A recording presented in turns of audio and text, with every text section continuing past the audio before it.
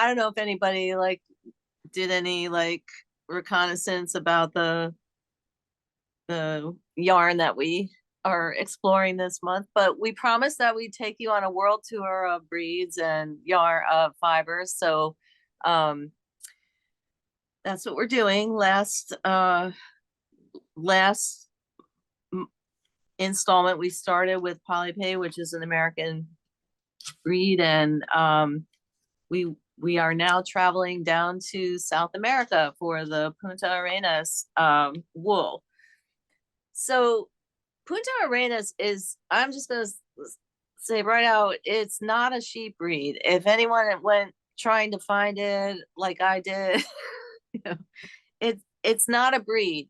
This is a more of a geographical fiber, and the explanation for that is kind of a long story, but and um it hasn't been the easiest thing to research. It's a little bit like when we did the Peruvian Highland sheep back about a year and a half ago, and there was information was almost non-existent on the Peruvian Highland sheep, but because it turns out that it's never just one sheep. So let's back up. So this is a fiber that's produced geographically in a kind of conglomerate way. Let's put it that way. It isn't a distinct standalone breed, at least at this point, and probably won't be in our lifetime. So, but it comes to us from Chile. Chile is a long, narrow country on the western side of the Andes mountain chain, and it borders um, the Pacific Ocean all along that side. It reminds me of Finland, how Finland butts up against between Sweden and Russia, and it's just a really long, narrow country. But this is a much, much bigger, long, narrow country. Let me see. I will show a map. So we have some context for that, and hopefully I won't have any trouble accessing. Oh, came right up. Okay. Okay, here's the Chilean, Argentinian, kind of the lower half of South America. You can see Chile runs all along the Pacific Ocean, and it's very narrow, and the climate it extends from 18 degrees below the equator, latitude 18 degrees to 55 at the bottom, um, which is a big diversity in terms of climate, weather, terrain, and access to the rest of the country. So you can see at the bottom, Chile is a country that had the area of Chile that's down near the bottom is the part we're going to focus on. You can see Punta Arenas is the southernmost tip of the continent. It sits on the Strait of Magellan, which cuts horizontally through that little tip at the bottom, and it's very close to the the the Froward, the Horn of Froward, or the Froward Peninsula, I guess. So it's almost cut off from the rest of the whole continent in a northerly direction at the point where Argentina cuts almost entirely over to the Pacific Ocean. There's just a tiny narrow strip of land there. So in terms of settling these areas and stocking them with livestock and all of that, it is an area that has some cultural and geographical resistance to blending with the rest of the continent, if that makes sense. And that's going to feature a little bit in the story of sheep herding there. Let's see, and then to close in just a little closer, I'll go back to this map where, and this is how, Punta Arenas is all the way down near the bottom. There are two green stars near the bottom of the map, and you can see the word Punta Arenas just below those. So in terms of the rest of the country, we're talking about that area down there. This is the region called Megalanos, or the region that borders on the Strait of Magellan, straight across from the island area of Tierra del Fuego. It is very cold in the winter there, and it's got a lot of land that is not able to be cultivated for crops. So it makes a really good place to graze livestock. In addition to the access to shipping, which is, excellent, especially during the days of settlement, that allowed this area to have an absolutely booming economy in wool and eventually meat, and cattle livestock as well, to ship out through the Strait of Magellan to all other areas of the globe. This is a photo of the port from a distance across the beaches as it appears today. You can see there are some really large piers and ships, and not in this foreground, but in the distance, you can see that it's quite heavily populated with buildings and rigs and big cruise ships and yachts and all kinds of stuff over there. So it continues to be a busy port today, although since the opening of the Panama Canal, commercial traffic through the area has decreased quite a bit, and we'll cover that a little more extensively.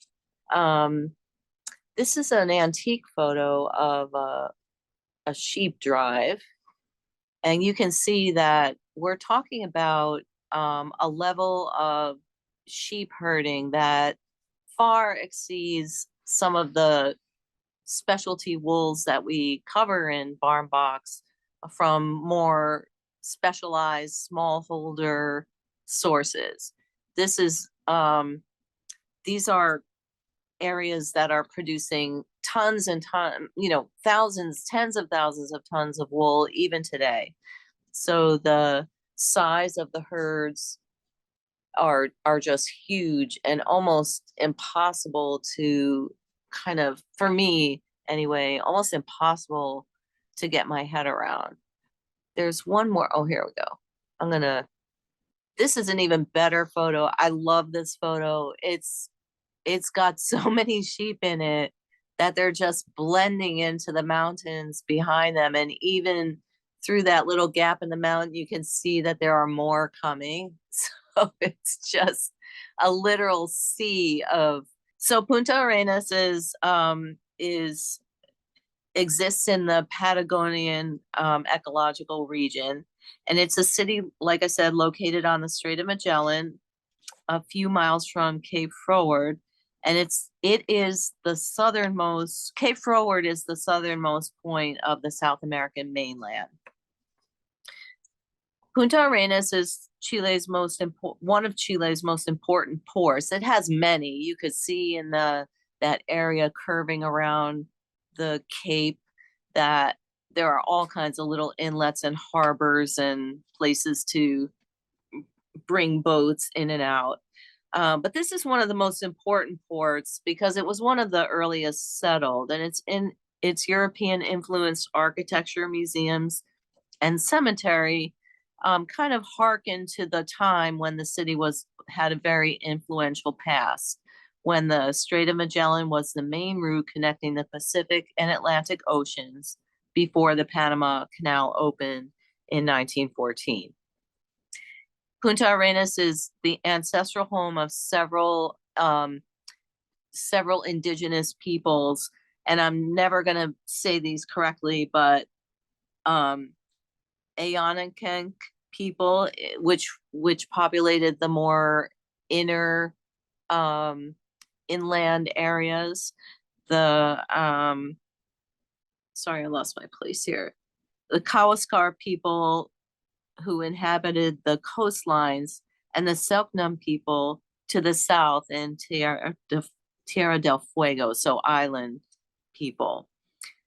Beginning in 1843, the trajectory of the area changed dramatically when the Chilean government took control of the Strait of Magellan and established a military presence. The city of Punta Arenas was incorporated in 1848. By 1877, sheep were brought to the Malvinas Islands, which are a group of islands off of the eastern coast of the tip of South America. But the only major port nearby, being Punta Arenas, it established that port city as a stronghold of wool and meat exports. The gold rush of the 1890s attracted settlers from Croatia, Spain, England, and Chiloé, and all hoping to strike it rich and, make tons of money. And then during World War I, the city also welcomed European refugees. And some of you might remember that influxes of immigrants with hopes and dreams to strike it rich during the gold rush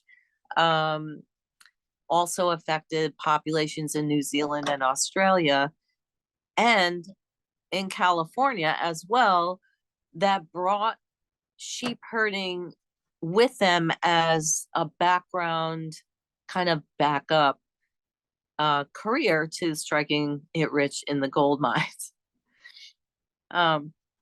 So it's kind of interesting that these very widespread geographical areas were influenced by people coming to them with very similar, if not, one in a million kinds of dreams. And that ended up being such an influence on them far, far into the future. Since the second half of the 19th century, sheep ranching has developed in the southernmost region of Chile in the Magallanes.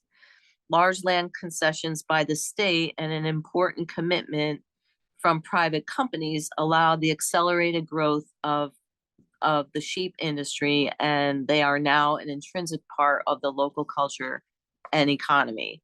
Let's see. During the 1910s, the economy of the Magallanes faced several challenges, such as the decline in sea traffic resulting from the opening of the Panama Canal, as well as the establishment of customs in Punta Arenas. Since 1912 and until 1922, a powerful multinational labor movement also grew up in Punta Arenas and expanded throughout southern Patagonia, confronting the powerful coalition of Argentinian and Chilean, government military authorities and foreign landowners. That led to, in the aftermath of the First World War, with wool prices dropping significantly, all of those confluent events provoked an economic crisis in sheep herding, in sheep breeding, Argentine Patagonia. The sheep farming economy came face to face with increased social unrest as well as competition from New Zealand sheep farmers. And in the 1930s, all of that led to efforts to redistribute land and diversify the economy between, not necessarily smallholders, but just to make it more egalitarian means by which to obtain land and settle it and to farm.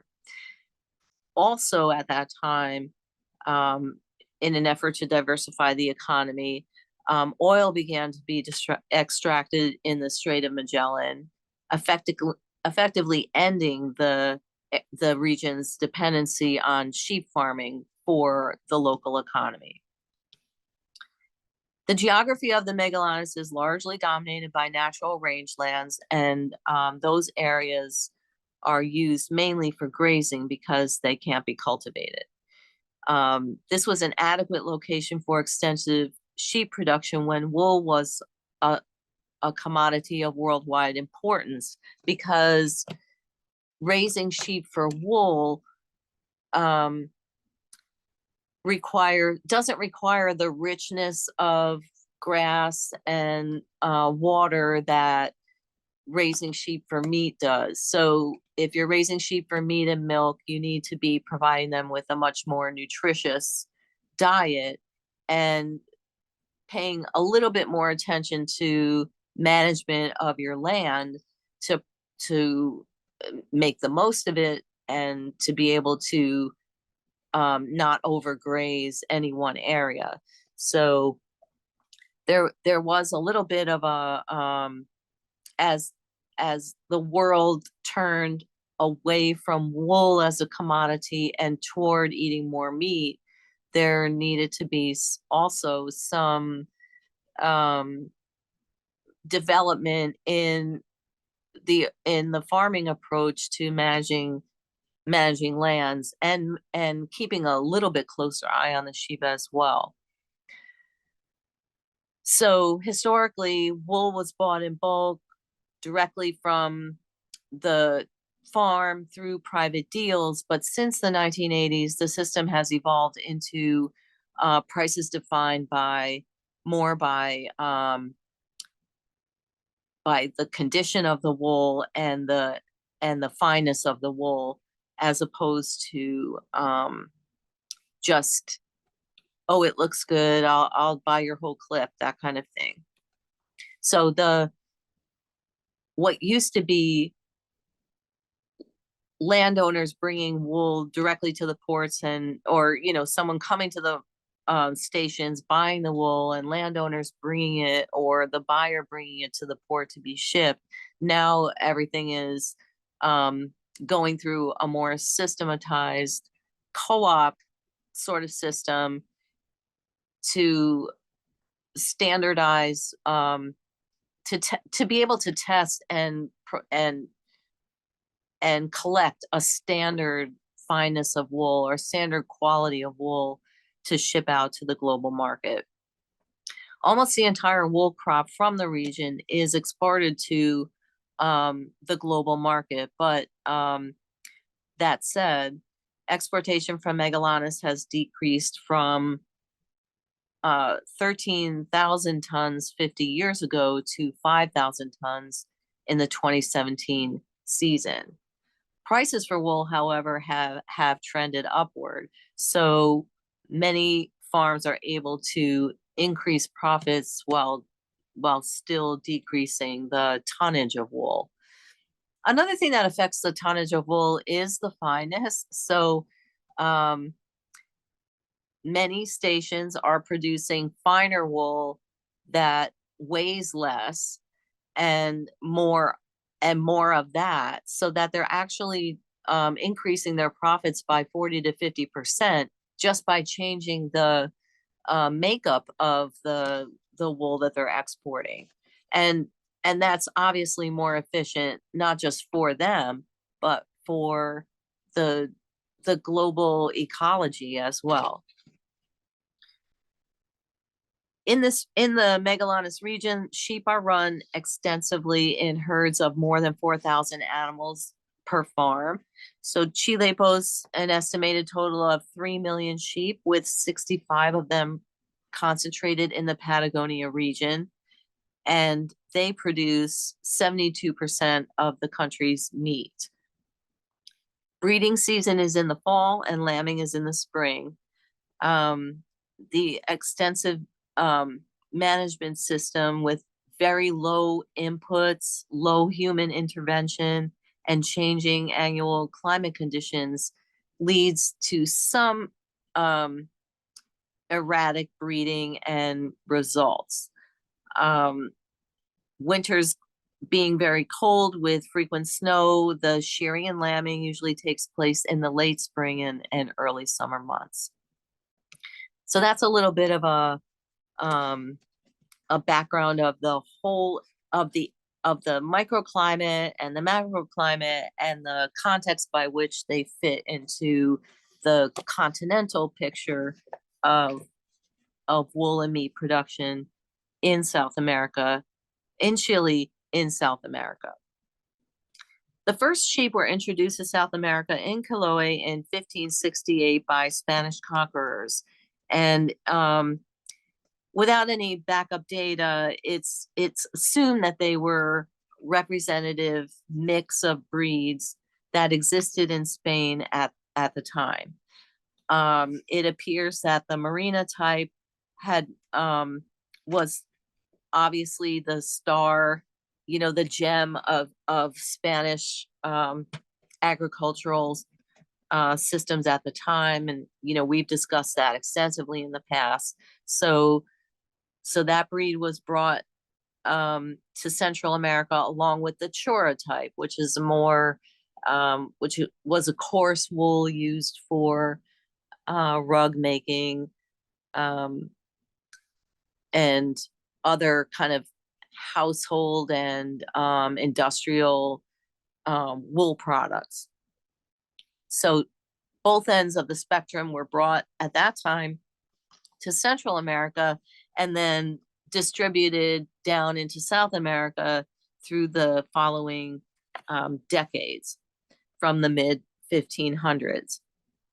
But it seems that the Merina type did not thrive in South America, at least at that time, or Central America. It just didn't take to the environment. As you know, those very purebred merinos can be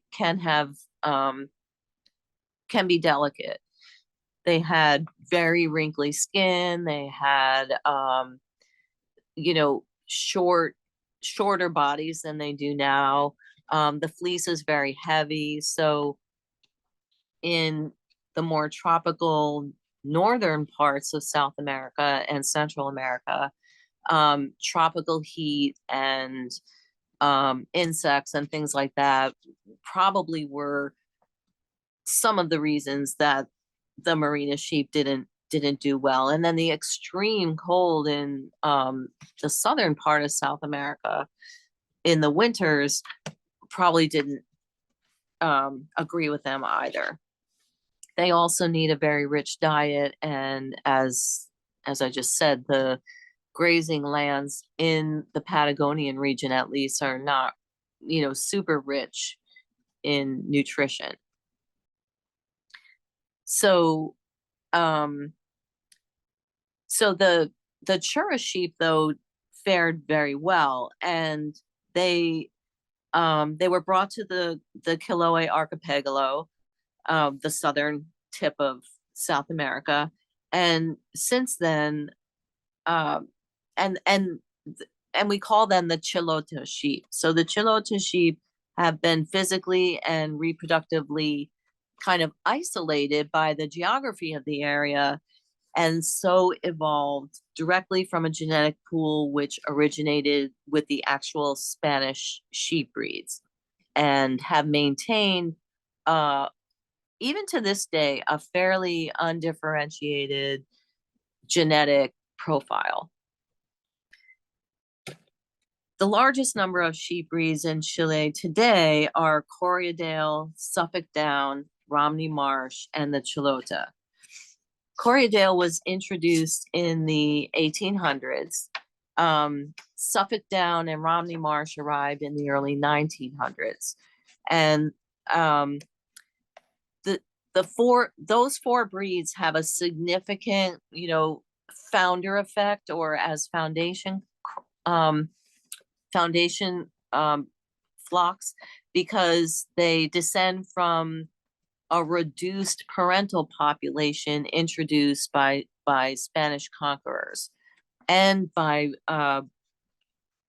British foreign-born British landowners who came to South America and the region at large to establish themselves and, make their fortune in not only in South America, but as we've discussed in past barn wool school chats, in Australia and New Zealand as well. And some of them did very well and got very wealthy, and to this day, are landowners of immense tracts of land in these places, and running sheep for meat and for wool. Of those four breeds, the population inbreeding rate has been intense, and in some cases, along with other reasons, led to significant differentiation between themselves and other breeds, even compared to the original foundation flocks. So not a lot of diversity between the four breeds, except where it's introduced very sparingly to strengthen an existing flock or to provide some alternate genetics. Since 2001, Chile aims to be a net meat and wool sheep exporter and has made huge efforts to increase breeding numbers and improve production and efficiency. Corriedale is the main breed, producing wools between 28 and 30 microns and of a very good color. As with other countries in South America, breeders have been pushed to change their dual purpose production to increase meat production and at the same time improve the wool, the fineness of the wool. So what they've been doing to do that is importing merino semen and embryos, as well as crossbreeding and working on grading up existing Corriedale flocks. The meat and wool market is well developed in Magallanes and strongly oriented toward exportation. The region actually has the potential to increase sheep numbers by at least 30% based on increased production estimates. But with the focus becoming more and more on climate change and the destruction within Patagonia of some of their natural resources to support farming, a lot of large-scale farmers do see that it makes more sense not to just increase the herd numbers, but to make them more efficient. And it seems like right now a lot of them are working on that, improving the fineness of the wool, reducing the weight of greasy wool so that there's less waste, and exporting only the best so that they can get the highest prices with the least amount of product.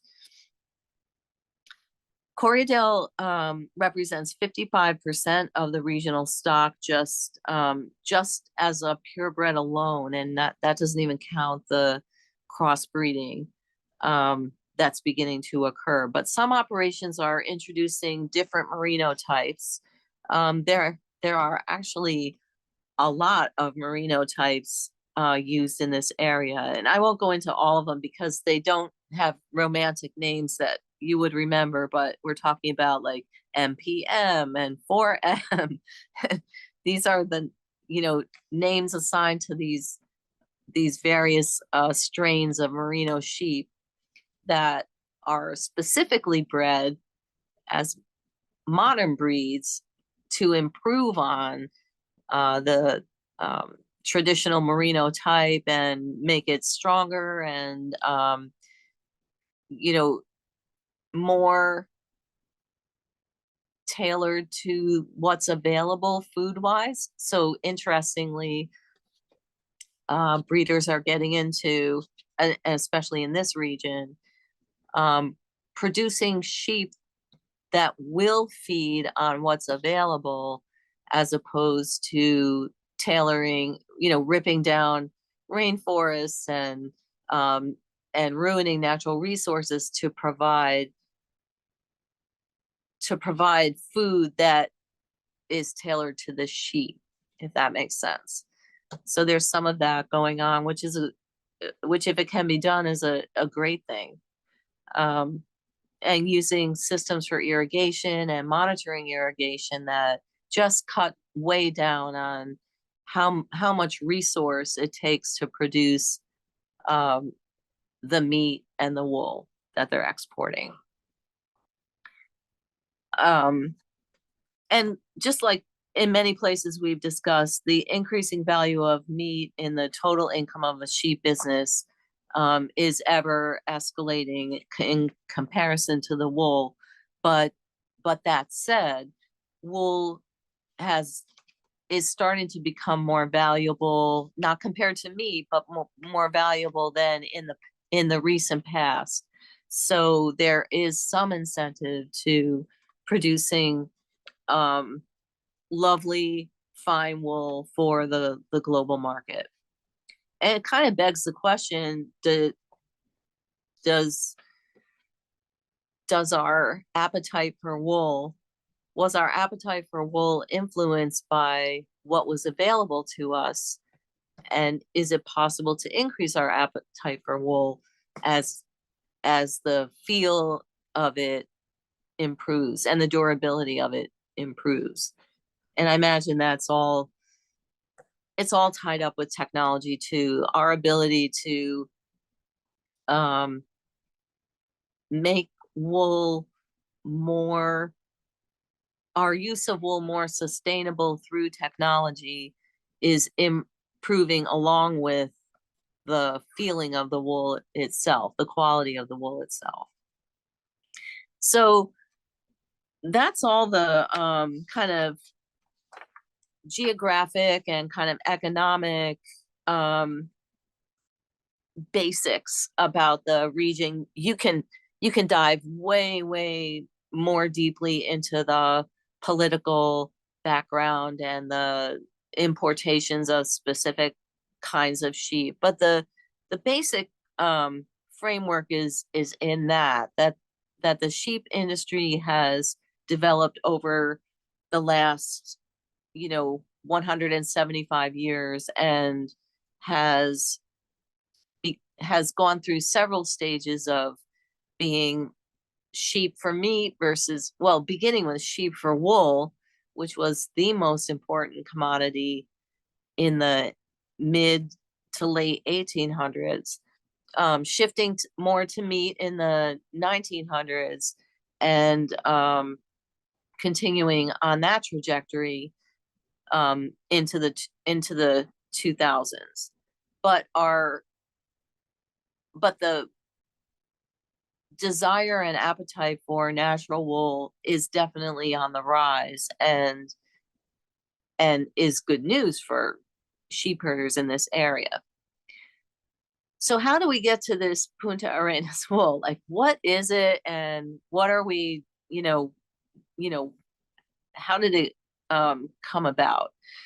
And as I said, as the sheep industry developed um, in this area, it was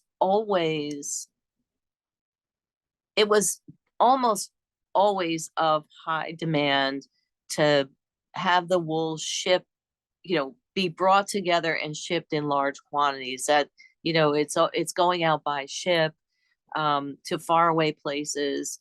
The process of bringing it in and baling it up and testing it and standardizing it begs for a system that is more like a co-op system than um, a wool company going out sending some kind of you know representative out on a reconnaissance mission to buy individual clips of wool. That just isn't done anymore. It's not efficient, and it doesn't um, guarantee a standard product. So from everything I could gather, the the breeding of the sheep on the range, while in some farms is somewhat regulated, you can't control it exclusively. And so some of the breeding tends to be chaotic and can't even be ascribed to a particular breed. So the best way to handle that is to bring it all together into a large exportation of a wool product, a commodity that has a geographical name. And that's how we get to the Punta Arenas wool. That said, the ingredients in terms of genetics in this wool are come well recommended. So it's a high percentage of merino. Don't forget that the Corriedale sheep is a merino, is produced from a merino cross, and that um, the the Corriedale can be a fairly fine wool if it's, you know, bred with that in mind. But in these big operations, they're running the Corriedales alongside merinos and several different types of merino crosses.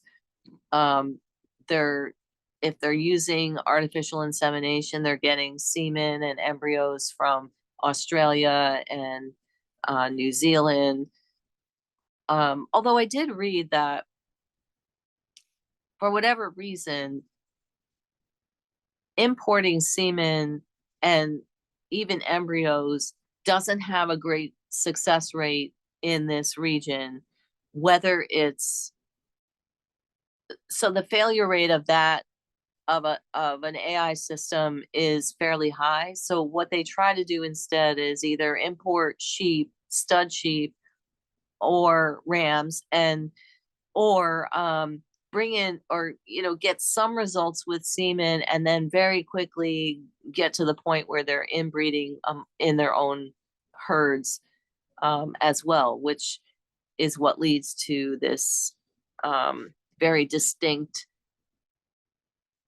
types of breeding between large sheep ranches. And and anyway, what you get here is this influence of some really great breeds onto some of the native, what they consider the native sheep, which is that Chilota sheep. And to that end, I know when I felt this fiber, when I felt this yarn, I immediately, I was saying that when I first felt this yarn and fiber, it reminded me so much of the Polworth fiber. Very, very much of that. And I haven't actually held them side by side since we got the new yarn, but it's so, I feel like this is softer though. This is the Punta Arenas. They do feel remarkably similar, and since they're both sport weights and both 2-ply, it's a pretty good comparison. But the I don't know how much you can see. The Polworth is whiter though. I don't know if that's really showing up very much, but the Punta is a little, I don't know, it's grayer and like a greener white, and it's also shinier. The Polworth Which is, I'm sorry, which fat fiber was on the right and on the left? this is the Polworth and this is the Punta. Let me just flip it around so you get the nice end of both. So in person, the color is more markedly different. The Punta is shinier, and the Polworth has a much more opaque appearance, if that makes sense. So this has almost a translucent quality to it, and probably because it's shiny. And that when I hold them up to the light, they do seem, the Punta does seem less dense but they're very similar. I mean, the Punta does feel more finer and more and softer. And I just think it's so soft. And Yes. the skeins have the same weight and yardage. The skeins are the same weight, but the yardage is slightly different. The Punta is spun at 400 yards per skein, and the Polworth is 350. So Thank you. just a little bit different. I mean, you could almost certainly use them interchangeably in a pattern. I mean, when I feel them, they feel really similar in terms of the diameter between my fingers. Um, I would say that part would be almost indistinguishable. That said, though, if you use them, if you used them together, you would see banding. There would be a difference in the color. It's hard to describe what the difference is, but the Polworth is whiter. And I always felt like the Polworth was one of the whitest whites that we have apart from the Modern Deco, which is, has tencel in it. Um, Going with the 2-ply construction gave us the ability to kind of experience the kind of ultimate bounciness along with the softness in this yarn. 2-ply construction will always feel bouncier and more lofty than a 3-ply construction. And it also gives you a little bit better yardage in a skein. And I knew when I felt this the first time that we had to do a baby project with it. It just seems like it's meant for baby knits. And so I designed a blanket, and I don't know how much everyone has seen of this, but let me just make sure. This is the blanket that I designed with it. This is the baby blanket size. It's like a nice lap blanket length and width. But the pattern includes instructions for doing, oh, I have it upside down, for doing a wrap or a scarf or a larger blanket. And of course, you could knit it in another heavier yarn, but it's it blocked out beautifully. It's keeping its shape just beautifully. It's not, after being handled and used in the photo shoot and things like that, sometimes a rectangular piece will start to collapse inward a little bit. It'll lose some of its crisp rectangular shape, but this hasn't done that at all. It really looks nice. And for the softness that it is, that's something to think about. Sometimes with merino yarn, it's almost too soft for some projects. And yet this yarn is, I think, just incredibly soft feeling, and yet it has the body to maintain its shape. And that's, something to think about in terms of making a stole or a scarf with it, that it won't collapse and lose its shape over time. It's going to maintain its blocked shape really nicely. And I feel like this fiber, while I don't have a deep experience, a long standing experience with it, I feel like it's going to resist pilling pretty nicely as well. So this would be very nice for a sweater, a lightweight sweater for spring or summer. And so the micron diameter of this wool of the Punta Arenas tends to be between 24 and 28 microns. So not quite the 30 microns that some of the merino crosses can be, but certainly very fine and nice enough to be next to the skin soft. Any questions, anybody? None? So Elizabeth was just in South America. You were in Peru though. Yes, I was in Peru. And what was it you said about Chile not being social or something? I missed the very first part of that. Oh, what I was saying is that it's a long, narrow country that borders the Pacific Ocean and kind of butts up against the Andes Mountains. And so at its furthermost end in Patagonia, it doesn't have as much like from north to south, there's not as much access or the ability to access for Southerners to be like in contact with Northerners in terms of settling and sheep herding, coupled with the fact that they do have direct access with the Strait of Magellan and can get out to the whole rest of the world, the reasons for traveling to the north of Chile from the south would seem to me, and I think that's borne out, by some of the agricultural trends in the country, kind of, why would you do that? Why would you travel along the land if you could just hop on a boat and go that way? Yeah.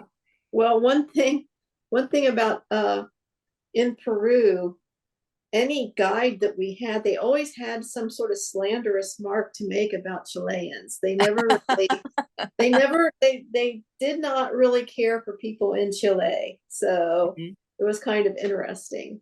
That is interesting. It is a country that has been fraught with political and social Mhm. unrest in the mid to late, problems with the fact that settled so heavily by British and European people, and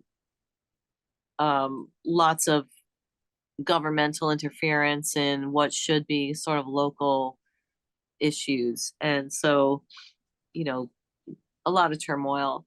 And, there's a certain amount of that that's directly related to the geographical shape of a place. Like I said, I mean, the the the people in the southern regions of South America have almost total access to the rest of the globe, whereas someone in the middle of South America really doesn't have the ability to even get out of their area as much. So it can lead to um, a, a a very limited lexicon for some people, or a very limited you know kind of inbred outlook on the world for some people, and for other people just way too much globalization. And I can see where those two kinds of social um cultural norms can clash heavily. I could totally see that. I mean, I'm not an expert on the politics of South America. I'm just saying, in an anecdotal way, it all makes sense that there's turmoil and um uh, a constant kind of revolution in those countries. Are the sheep mainly bred for their white color or? Yeah, yes, as with all commercial breeding operations, um, breeding for white wool um is the norm, and because it's being sold into the textile market industry, only at times and in areas where selling to the craft market becomes a larger share of the income does colored wool come back into fashion, really. And I think for that, um there are plenty of sources, but this wool is definitely produced only in white. You can blend it with a small percentage of anything else to get color into it, but it wouldn't be 100% Punta Arenas. But Punta Arenas itself isn't 100% of anything. And I've never Y- heard of this this area before, this yarn. I've never been in a store and seen this. Do they really just go into big, huge mills where they mass produce like wool socks or something? So this is the wool for that? Or Yes, how much of this can we buy like as a skein? it's hard to buy. I mean, I've been researching this for several months now. And this is, and what I told you today is basically what I came up with. I mean, not to say there's tons of information that isn't as relevant to what we like to talk about.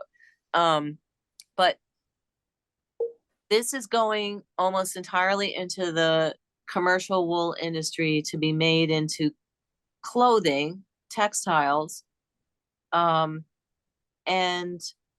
yarn that's,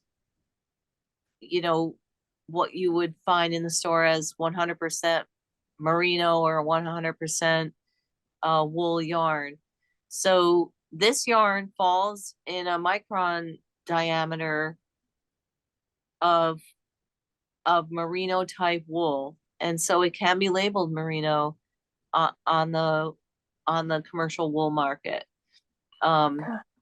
You might have questioned in the past, like, how can so many people be producing merino sweaters and merino yarn? Supposedly it's a luxury top of the line wool. Like, where's it all coming from? And that's because you can get pure merino, or you can get, if you're blending yarn, you can get merino type fiber, which is non-merino fiber that still has the micron count and many other characteristics of a pure merino fiber without being pure merino. And this wool would be one of those, as with some Polworth falls into that category, and all of these merino strains that I just mentioned, these M4M and MPM and M1, they're all merino crossbreeds that are produced and raised to satisfy the merino market without being, a Spanish merino. But that doesn't hurt anything. I mean, in my opinion, we need to be always striving to provide a healthy existence for animals and a healthy earth.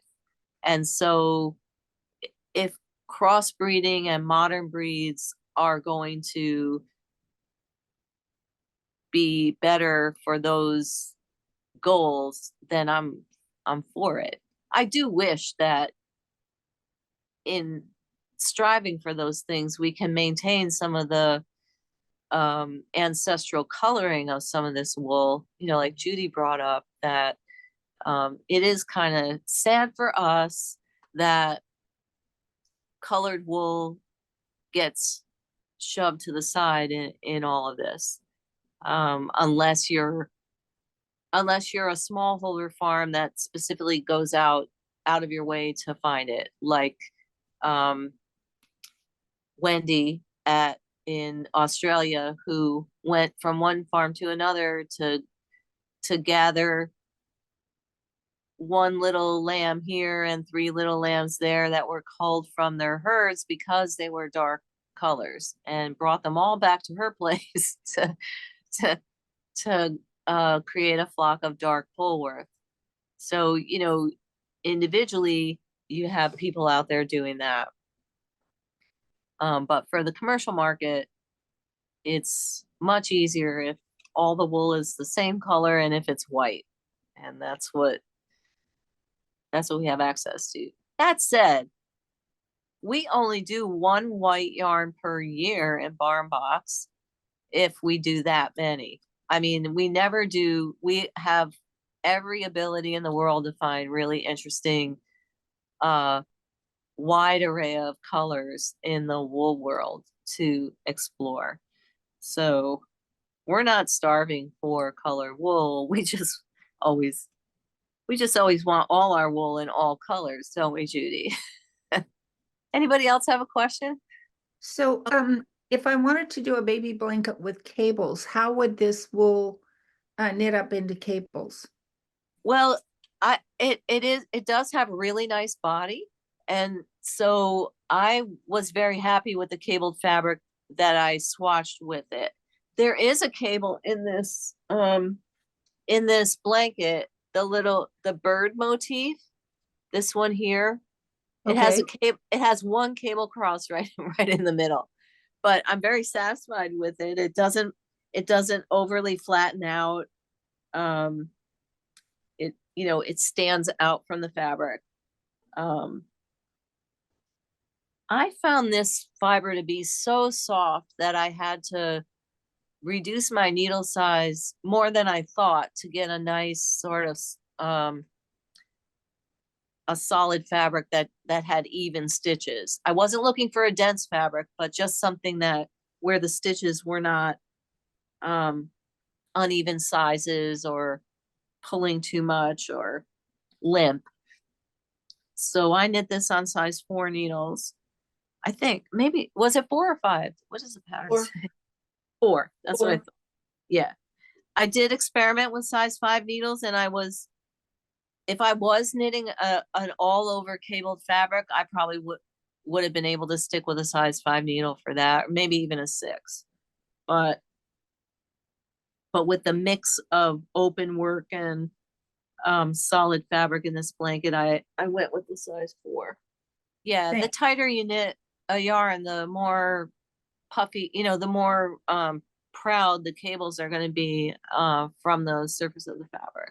Could you talk a little more about the idea that the 2-ply yarn is going to be loftier than a 3-ply? I feel like I Sure. should know that and understand it, but I don't. Well, 2-ply yarn, as you know from being a spinner, loses like 50% of its twist when you ply it, because there are only 2 plies. So each ply contributes 50% of its twist to the ply twist. So that alone is, as the twist unfurls, it's lofting. Does that make sense? When a 2-ply yarn comes together in the plying stage, unlike all other plies, the 2-ply comes together and actively wraps around itself to make the yarn, and like a spring. And the spring is and if you were to squeeze the yarn length from along its length, you would see like a spring almost appear in the yarn. So there's a lot of springiness in that. All of the physics involved in that are providing a lot of released energy and a lot of springiness that create air pockets and allow air to infiltrate the yarn and make it loftier.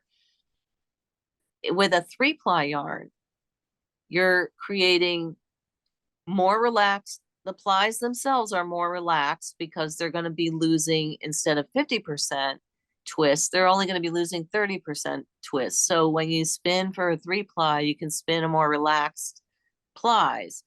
And then when they are plied, instead of coming together and wrapping around each other like this, the plies are traveling together in a very harmonious way around a central core of air.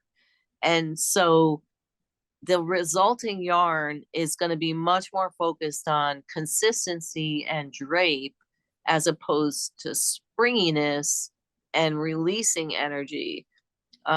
It plus the surface that's exposed to the outside of the yarn is greatly reduced with a multi-ply yarn. The 2-ply yarn is much more exposed, and so it's gonna be prey to things like friction and things like that. The 3-ply yarn having a tighter surface that's smoother and just more relaxed twist is going to be much more drapier and much less springier. It can have springiness, but not like the 2-ply of the same fiber. Does that help? It helps a lot. Thank you. I know you've said this before and it just No, hasn't quite it's trickled fine. in I just nicely like, enough. I'm a little intimidated because I know you spin and weave, and I'm like, I hope I'm making sense in it. But I it don't do that much plying and I don't understand it that well. So I really appreciate it. Yeah. You know, you might have seen already though that when you spin a 2-ply yarn, you have to put a lot more twist into it because it's going to lose a lot more twist when it's plied. That makes sense. That would make sense. Thank you very much. Anybody else have a question or? I do. Just in looking at all my yarn yesterday and then winding today's sport weight, I feel like there's such a difference. I don't know if this relates to what you were just talking about, but if I look at the sport weight that I have in front of me, there's such a variation that I'm like, wait a minute, is that sport? Is that fingering? I look at the yardage. I know it's usually what, less than 400 yards, but this is 400 yards. Mhm. Can you talk a little bit about sport weight? It just seems the weight with the most variation to it. Yeah, and I would argue that lace weight has the most variation. I don't have as much experience with that, but Yeah, get because there. lace weight there. lace weight can go from like 3,000 yards per pound to like 5,000 yards per pound. You know, I mean, you're really getting into a lot there. But Yeah. actually, lace weight can even start for some mills at 2,400 yards per pound. But anyway, I think the yardage for this being a little higher is due to the weight of the fiber being so light. So your number of yards per pound is directly related to the weight, the heaviness of the fiber itself, and what diameter of yarn you can spin from, you know, the sport. The weight classifications are a little tricky because they are based both on diameter and on yards per pound, but there's a range in terms of yards per pound. There's a range. To be honest, this yarn does handle more like closer, I feel like, to a heavy fingering yarn than a sport yarn, but I have knitted on bigger needles and washed it and gotten kind of like in that range that a sport, in that gauge that a sport will produce as well.